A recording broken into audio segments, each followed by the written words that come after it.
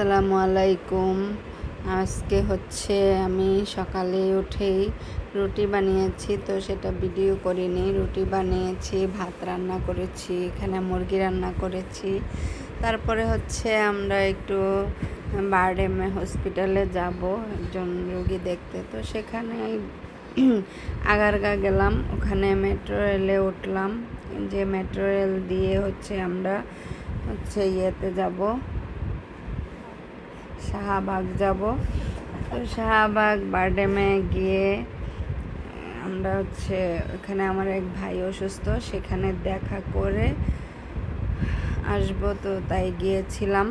তারপরে উপরে একটু ক্যান্টিনে ঢুকলাম। ক্যান্টিনে গিয়ে দেখি বিশাল মানে গাছের মানে ছাদ বাগানের মতো, তো সেখানে একটু ভিডিও করে নিলাম।